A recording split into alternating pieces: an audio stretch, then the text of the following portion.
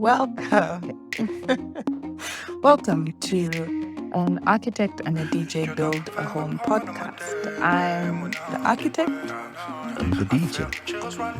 and today I'm the one who's taking over controlling the show. Yes. Feels How like does it feel? feels great to be in the hot seat or in the leader seat. You're in the hot seat. So today I'll start with asking you, how are you today? Man, today, that's a good question. Mm. I'm feeling a bit, a bit slow today. A bit slow. Yeah. One of those days. One of those days. Have you ever had one of those days when there's like a lot on your mind? Stuff like school fees and school fees. Yeah. And school fees. And school fees. Yeah. I know that. And yeah, stuff like that. But other than that, no, I like to think I'm good. Okay. Yeah. So maybe this next question will brighten your day a little bit. Let's go. Because I know you like music. So if you're creating a playlist for today, what would be the first song? Wow. First song, Yeah. playlist for today. Yeah. Okay, I'm trying to be honest, not just there's a song that came to my mind, but I'm like, would that be appropriate for today? Mm. And the only reason it came to my mind because I like it, but no, I won't choose that song. Mm-hmm. I would go with John Mayer, Gravity. Yeah, that would be the Paper's first song. smiling. That would definitely be. You heard the DJ, Gravity, John Mayer. Put it on your playlist. Yeah. Yeah. Okay. Okay. So, it's Muse now. We're getting to the show, right? Yes, we're getting into the show. Now you. Okay, so today we're talking about wait. Yes, we are. Yes. We're talking about finding the right team. Yeah. All right. Finding the right team. So we've been looking at different scenarios, different areas where building projects usually go wrong. And yeah, your choice of team is Very important. very important, very, very important. So that's what we'll be talking about today. Okay. So let's start with, why is it important to have the right people on a building project? So we've been talking about building projects, and we're talking specifically about houses. Yes. And houses are actually quite complex. You think so? I know so. They are quite complex. So if you compare a house project to, like, say, an office block project, Yeah.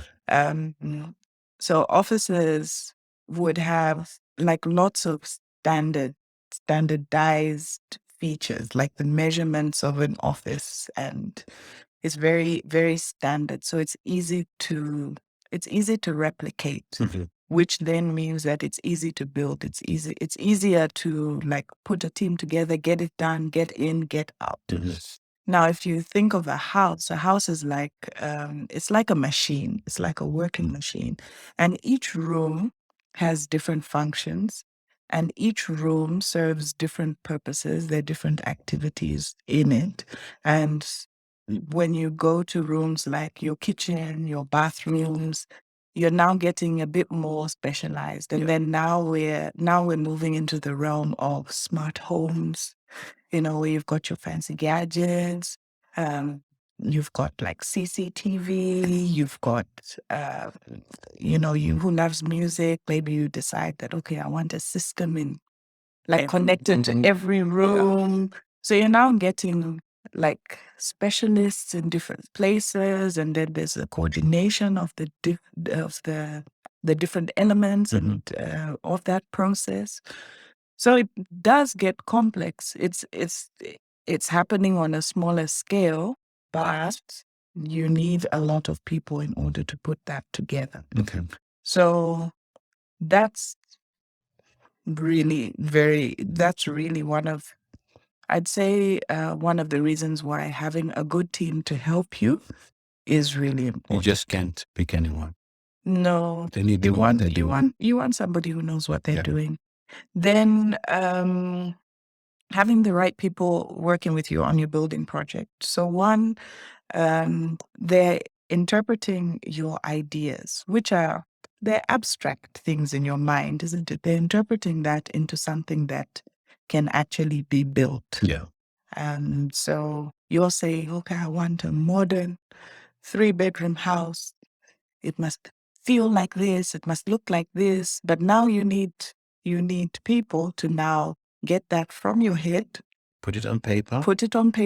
And from the paper, actually build it. Make it a reality. Yes, make it a reality. And the reality, there are regulations involved, there are building standards that are involved, there's the particular environment that we live in. Mm-hmm. So that interpretation from your mind up to the final thing needs the right people to do You need it. people who actually understand. Exactly. And then, of course, there's the labor that you need in order to put it together, and then managing the processes as well, because like I said, it's complex. So it means that there are many processes that are happening that need to be coordinated. So a good team will be able to do that for you. Okay. Yeah.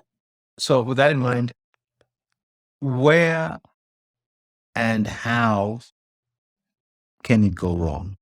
Yeah. Does it go? Where does it go wrong? Because you see it go wrong a lot. Yeah. So I can give a few examples. And of course, this is in relation to not having the right people. team. Yeah. So before you even get to the construction stage, there could be the design stage. And design, like you said, it's like getting the ideas from your mind, putting it on paper. And design isn't just about pretty pictures, though that is part of it. The aesthetics are part of it. Nice model. Yes. So you can just get somebody who's just not very good in the principles that would get you something that's looking nice. And then you just get something that doesn't look nice. Yeah. You go with it, and that's what then you've created something that's an eyesore. But design is also, and I touched on it a bit earlier when we were talking about why you need a good team. Design is also relating the regulatory environment. So the planning laws, there are restrictions. There are restrictions that are provided on what you can and cannot do in a residential environment, like a residential development. So the designer keeps that in mind as they're creating a solution for you. So the design is a solution. That solution needs to take into consideration what you want, your needs, the function of it. It needs to take into consideration the planning requirements. It needs to take into consideration, can it actually be built? So you can have like a really complicated design, and then there are no people here who actually have the knowledge to implement it nicely. And it can be beautiful on paper, but when it's being implemented, it doesn't quite look like, yes, because people just don't know how to do it. It doesn't, maybe it's a skill level, maybe it's a technical thing. So design has those elements, and lots of times you see one, poor design, designs that are inefficient, designs that are not very nice, not very comfortable. They don't take into consideration the function of the space. And I suppose just not very practical. Yes, also not practical. Maybe they haven't really, maybe the designers that have worked on the plans don't really know how to interpret very well what you've said that they want. And sometimes you see that being built, and you go into a space and it's not quite comfortable. Yes, yes, it doesn't feel right. So there's an example of a house that we went to. The design, I don't know if you remember, but there's the main door. The first door leads to the TV room. And from the TV room, it takes you to the what I think is like a laundry room or a sink room. Then it goes into the kitchen. And that's the only way you can get to the TV room, through the kitchen to the laundry room and then the TV room. And then the other one is the other way is through the front door. It feels very strange. And then there's another door which takes you to the main sitting room. So if you want to go to the TV room, you have to go through first the dining room and then the kitchen. It's you'd have to actually go there, and it just feels very strange. Yeah. Yeah, you know. And design is something. Design is something. I think it's not. So, like when and architects talk about this a lot, like good design, because we understand what the result will be when you have good design. You feel it. It's something that you feel. Yeah. So when you look at something, it will look right because certain principles have been followed to get there. I was going to say, because I'm very sure on paper it probably looked okay, but I promise you, when you're actually in it, it just doesn't feel right. Yeah. So those are some of the hitches that come up, and then you find that by the time you're in the house, you spend so much money that you just decide, okay, we're just going to live with it. No, you can't break it down. We don't like it, right? So we just have to find a way to live with it. Other areas where things go wrong are with the coordination and planning part. Okay. So, like I said, that there are different elements that are important. So, if you haven't thought through when is the plumber needed, you can find that tiles go in, but then it's like, oh, there's supposed to be a line here in order for us to have a socket here. And that's like done as an afterthought. Yeah. So, and to remedy that would be like you've got somebody at the design stage who's specialized in plumbing, who can give you advice of, okay, this is what is needed before you start. So you get a lot of issues of those, like coordination, planning issues. When do you need which person at what time? So there's a lot of fumbling and and chaos that happens then. I think the other major one that you see is quality control. So this applies, like, say, for instance, at the supervision stage, like when construction is happening. Maybe there isn't a process, or there aren't people who are paying attention to the quality of building, the quality of the work as it's going. So you find that plastering is going, this person needed more supervision than they got, and what you get is just a poor surface for things like painting and whatnot. So we can relate to this because we had, I suppose we've had a number of cases that we went through ourselves, but the one that comes to mind was when we're building behind with what you call it, the ceiling. Remember, we got this guy who was recommended to us by someone, and they did what you call it, the plasterboard ceiling, the rhinolite. Yeah. We just had to say, stop, go. And we'll find someone else to, because it was that classic case of what can go wrong. And I think a lot of times what happens is that you get someone who's actually very good in their trade. And when they're starting, they're really, really very good. Then word gets out like, oh, this person can do this, then they get busy, and they can't actually manage more than they can handle. And they're not supervising their team on the ground. And in this environment, we never say no. It's enough. At the moment, I can't take on this work. We say yes to everything. It's money to be made. So yeah. Okay, listen, real quick. Let's see if we can go through who are the most important people on a project. So for a house project, what I really who Yeah, no. Deep breath is a glass of water there.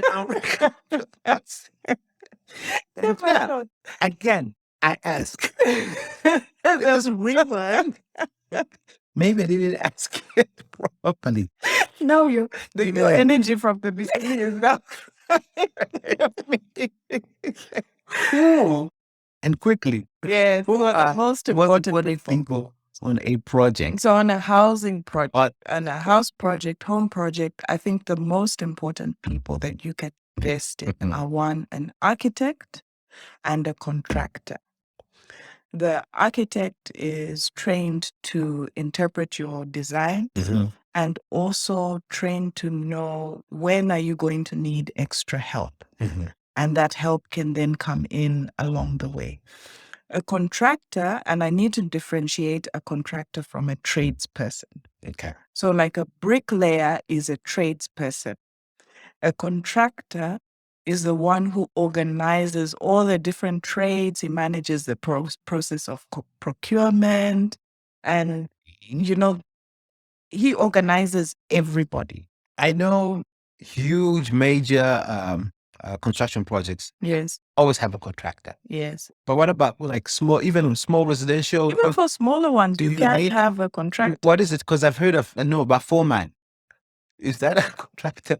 So the foreman is one of the people who works for a contractor. Okay. Yes. But so a lot of times, he's not the contractor. No, there has to be. No, he's not the contractor. You want somebody who's got an overall control of the entire process. The contractor is managing the processes. He's also managing the different trades. So you don't have to do that. Okay. And what's important with that, like having a good contractor, is just that I've said. You've got somebody who's managing all these processes and whatnot. If you're doing it yourself, I was going to say, if you're doing it yourself, then you have to have that knowledge to know that, okay, at this particular time, this is what is needed. I need to get this person. I need to have these materials at this time in order for this process to not be delayed. So that's the difference between the two. So for a residential project, having a very good architect, having an experienced contractor will go miles in you get life. Yes. Yeah, less stressful. Yes. It usually feels like it costs a lot of money, but it will cost you more to go the route of, oh, this bricklayer was working here, says that yes, he can. Hey, I promise you, you have headaches. Okay. Yeah. Architect, contractor, that's it. I think those are the two most important. And then you have the other disciplines who can come in. So the next I would think would be a quantity surveyor. But a contractor may have the ability a quantity surveyor in-house. But if you want to have an independent check, then a quantity surveyor can then prepare like documents that are useful for you to use on the project, and also do checks on giving you advice on your budget before you start, what is realistic, and then even during construction, they can be guiding you on, is a contractor spending a lot more than he should? Yeah. And like as an independent check, they're very helpful. Okay. So others like an electrical engineer, plumbing engineer, those are useful for designing your plumbing and electrical side, and then also supervision and advising you on those aspects. So So that gets more specialized, and the more complex your project is, the more of those specialists that you're going to need. I haven't mentioned structural engineering. No. Yeah, but Yeah. But if you have a good architect, they will be able to advise you on who is it that you need. Okay. Yes. Nice. So find the right team. Get the right people. It's important because things can go wrong, things will go wrong. But if you have the right team, the right people, I would say it makes your life easier and it reduces on that stress. Find the right people. Yeah. I think your project is as good as the team you have.